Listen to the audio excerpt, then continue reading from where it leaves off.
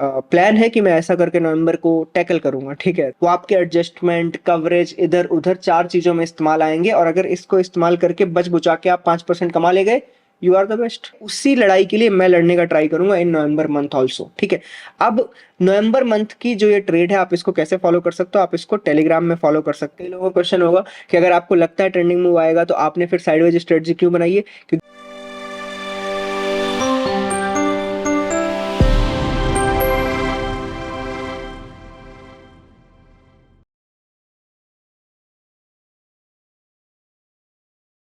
Hello everyone and welcome back to tech again. और November month चल रहा है और ऑलमोस्ट अक्टूबर के फर्स्ट मंथ के बाद मार्केट बहुत ज़्यादा परेशान कर रही है। अगर मैं निफ्टी की बात करूं तो फिर भी ट्रेंडिंग मूव्स हैं और कई बार आप पकड़ भी सकते हो उन्हें, क्योंकि बहुत ही क्लियर मूव्स उसमें चल रहे हैं।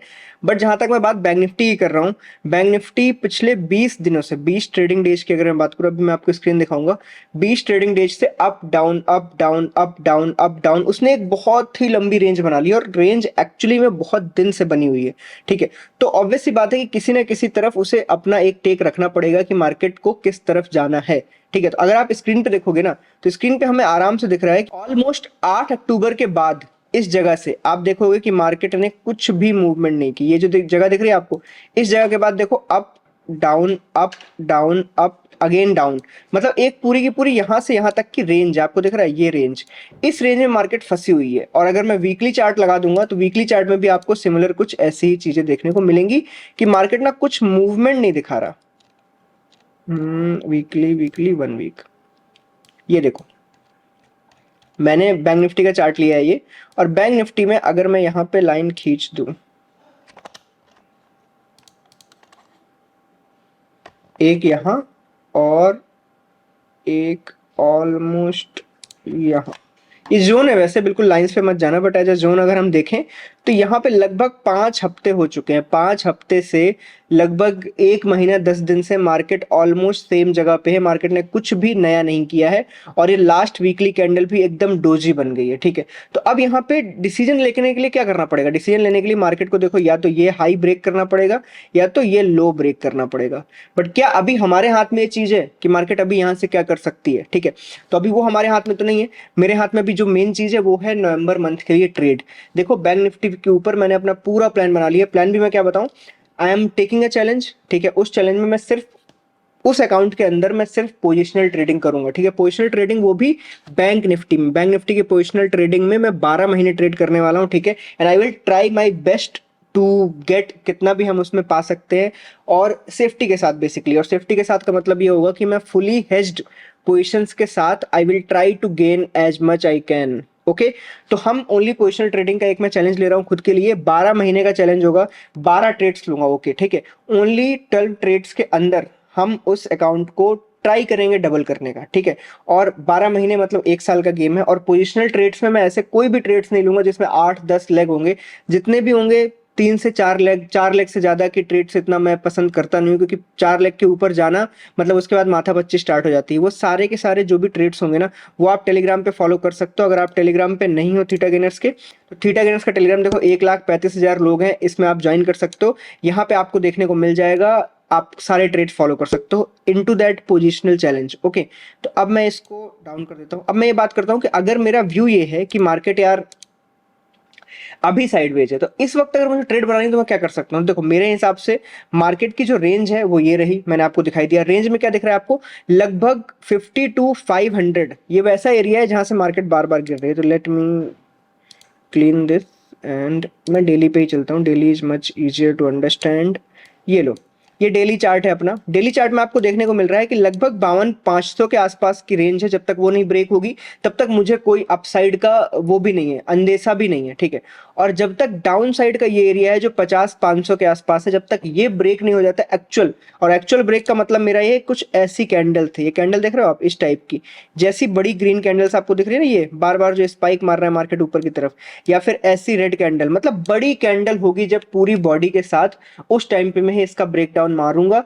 क्यों? क्योंकि एक्चुअली यहाँ पे आप देखो पिछली बार जब इस एरिया में मार्केट था तो मार्केट ने कई बार ट्रैप किया और ट्रैप करके मार्केट ऊपर की तरफ वापस निकल गया। तो इस एरिया में मार्केट हमें फंसा भी सकता है। तो ये जो एरिया है ना 50,000 से 50,500 का, यहाँ पे कुछ भी डिसीजन लेने के पहले मैं 2 बार जरूर सोचूंगा कि मैं कोई ऐसा डिसीजन ना लूं कि अगले दिन मार्केट गैप अप खुले और मुझे परेशानी हो। ठीक है, तो आज के लिए हम ट्रेड क्या बना सकते हैं? ट्रेड बनाने के लिए मेरे पास एक रेंज है अभी इस वक्त, मैं इस रेंज को ही प्ले करूंगा। तो सबसे पहले हम इस रेंज को प्ले करने के लिए क्या करेंगे, हम चलते हैं पहले तो लेते हैं 27 नवंबर। 27 नवंबर के लिए हमारे पास 19 DT बचे हुए, मतलब लगभग 20 डेज टू एक्सपायरी हैं। ठीक है, अब 20 डेज टू एक्सपायरी है तो मुझे अगर वो उस रेंज को कवर करना है तो एज पर जितना मैं समझ पाया हूं, तो अगर मैं ये जो 0.4 डेल्टा के आसपास की चीजें हैं, जैसे 0.4 डेल्टा का जो पुट है, अगर मैं 51,400 का पुट बेच दूं, ठीक है, और सिमिलरली मैं डाउन साइड में भी एक 0.4 डेल्टा का कॉल बेच दूं, तो आप देखोगे कि ऑलमोस्ट रेंज वहीं पे आ जाएगी, 50,400 डाउन साइड में और 53,200 अप साइड में। तो अब एक बार देखते हैं, 50,400 मतलब almost near to this low, ये जो लो है इस लो तक का कवरेज हमारे पास है, और अपर साइड में 53,000 समथिंग 53,500 का कवरेज है। ओके, तो इसका मतलब ये है कि हम थोड़ा सा जो अपर साइड एरिया है वहां पे हमारे पास रफ एक पूरा एरिया है, तो हम चाहे तो या तो पुट साइड में हेज को ज्यादा अच्छा ले सकते हैं, थोड़ा पैसे दे सकते हैं, डिपेंड करता है। तो हम एक काम करते हैं, 0.4 डेल्टा अगर हमने बेचा है तो हम चलते हैं 0.2 डेल्टा। 0.2 डेल्टा ये रहा, मैं थोड़ा सा और महंगा 0.21 डेल्टा को बाई कर लेता हूँ पुट साइड में, और अपर साइड में 0.2 डेल्टा, 0.2 ये रहा। ठीक है, देखो अब अगर मैंने इसको बाई कर लिया तो हमारे पास एक नॉर्मल आयरन कॉन्डोर आ गया है। आयरन कॉन्डोर वो भी नवंबर मंथली एक्सपायरी का। अगर मैं नवंबर मंथली एक्सपायरी की बात करूं तो सबसे पहले हम रेंज की बात करेंगे। रेंज ये रहा, रेंज हमारे पास ऑलमोस्ट अपर साइड में लगभग 2.4% की है और डाउन साइड में ओनली 1.4% की है। वो ऑब्वियस सी बात है क्योंकि मार्केट ऑलरेडी, मैं ऐसा क्यों कर रहा हूं, मैं इतना डाउन साइड में सेफ्टी क्यों ले रहा हूं, क्योंकि देखो मार्केट ऑलरेडी बहुत ये वाला जो फेज है ना इसको ले ही चुकी है और अभी सस्टेन कर रही है। देखो मैं खुद से एंटिसिपेशन नहीं करूंगा कि मुझे ऐसा लगता है कि मार्केट, हाँ मुझे ऐसा लगता है कि मार्केट ऐसे जाके ऐसे जाएगी, मैं जाएगी वाली बात पे अभी मैं बात ही नहीं कर रहा हूँ। जो हुआ नहीं है मैं उस पर बिल्कुल बात नहीं करना चाहता। मैं बात उतना करूंगा जो मुझे अभी दिख रहा है। मुझे अभी दिख रहा है कि मार्केट एक साइडवेज जोन में है और जब तक इस जोन में रहेगी मेरे पास एक ऐसी ट्रेड रनिंग में रहेगी। ये रही ट्रेड, ये रनिंग में रहेगी। इफ अगेन जब भी मार्केट अपने इस एरिया को अपर साइड में ब्रीच करेगी, I will be in the put side, put selling side.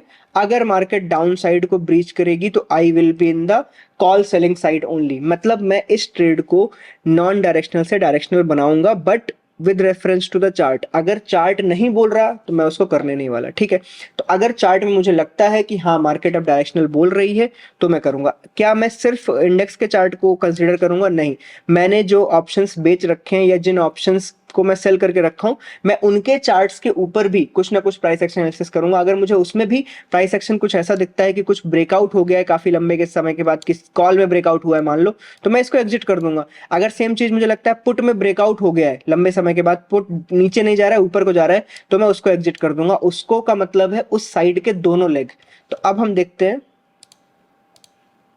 ये लो, अब इस ट्रेड का जो मार्जिन है एस्टिमेटेड वो ऑलमोस्ट 48,000 के आसपास है। 48,000 के मार्जिन में हमें ऑलमोस्ट 17.9% का जो मैक्स प्रॉफिट देखने को मिल रहा है। जो मैक्स लॉस है वो 16% के आसपास है, मतलब 1:1 या 1:1.1 की ट्रेड है ऑलमोस्ट। मैं इसको कितने लॉट से ट्रेड करूंगा? Almost near to I will use in the beginning 30 lakhs के आसपास। ठीक है, 30 lakhs मतलब 60 लॉट करूंगा तो 30 लाख के आसपास लगेगा। हाँ करेक्ट, मैं अगर इन्हें 60 लॉट से करूंगा तो मुझे लगभग 28-30 लाख रुपए के आसपास लगेंगे। My max profit will be 5 lakhs rupees and max loss will be 4.7 lakhs rupees के आसपास।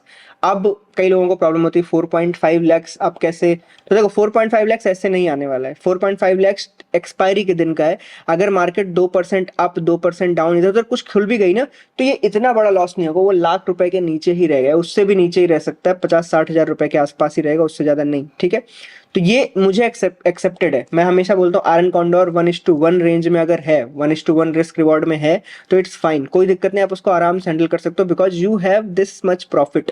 आप इस प्रॉफिट के भरोसे ही तो गेम खेल रहे हो। अब देखो, अगर आपके पास 18% का गेन है और आपके पास 19 ट्रेडिंग डेज हो और अगर आप ये गेन, तो अच्छा रिस्क रिवॉर्ड है ये, ठीक है। 19 दिन में अगर आप इस गेन का आधा भी कर ले गए ना तो आप बहुत अच्छे गेन में हो। आधा के आधे का आधा भी, 5% भी गेन कर ले गए अगर इस प्रॉफिट में, तो आपने एक बहुत अच्छी ट्रेड ली, आपका महीना अच्छा जा रहा है। तो यू नीड टू अंडरस्टैंड कि आपका जो गेन का मतलब एक्सपेक्टेंसी है वो आपका 5% ही, आप 5% ही गेन करना चाहते हो, बट आपके पास रेंज कितनी है, 18% तक गेन करने की। इसका मतलब ये कि आपके पास जो 13% है ना, वो आपके एडजस्टमेंट, कवरेज, इधर उधर 4 चीजों में इस्तेमाल आएंगे, और अगर इसको इस्तेमाल करके बच बुचा के आप 5% कमा ले गए, you are the best, simple. तो ठीक है, उसी लड़ाई के लिए मैं लड़ने का ट्राई करूंगा इन नवंबर मंथ ऑल्सो, ठीक है। अब नवंबर मंथ की जो ये ट्रेड है, आप इसको कैसे फॉलो कर सकते हो, आप इसको टेलीग्राम में फॉलो कर सकते हो। आप टेलीग्राम ज्वाइन करोगे, वहां पे मैं इसको बार बार इसमें जो भी एडजस्टमेंट होगा, ऑब्वियसली जब भी चेंज होगा, कोई अगर मेजर चेंज मैंने किया है तो मैं एज अ वीडियो के थ्रू उसको आपको बताऊंगा, ठीक है। अगर मेजर चेंज नहीं किया है तो मैं एज अ टेलीग्राम में आपको डिस्कस कर दूंगा, यू कैन ऑल्सो फॉलो, ठीक है। तो ये मैं पोजिशनली अपने लिए चैलेंज ले रहा हूँ। मैं क्यों कर रहा हूँ ये, क्योंकि मैं बैंक निफ्टी से अपना पीछा नहीं छुड़ा सकता। बैंक निफ्टी को मैंने इतना ट्रेड किया है कि मुझे और कुछ इतनी आसानी से पसंद नहीं आता, क्योंकि मुझे प्रीमियम से सारी चीजें रटी पड़ी है उंगलियों पे कि ये ऐसा होता है, इस टाइम पे ऐसा होता है। तो इतने सालों से देखने के बाद मैं इसमें अपना पोजिशनल गेम जो मेरा पुराना था, आपने मुझे हमेशा पोजिशनल की बातें करते हुए देखा है, तो मैं इंट्राडे में बहुत ही इन्वॉल्व हो गया था। तो मैं पोजिशनली वापस से इन्वॉल्व होना चाहता हूँ, और मे बी सेम जर्नी में आपको फिर से वही सारी चीजें सीखने को मिले जिनके बारे में पहले बहुत डिस्कस करता था और आपको रिसेंट टाइम में देखने को ना मिला हो, ठीक है। तो ये ट्रेड रही, इस ट्रेड को हम डिप्लॉय कर सकते हैं, आप मंडे को डिप्लॉय कर सकते हो, ठीक है।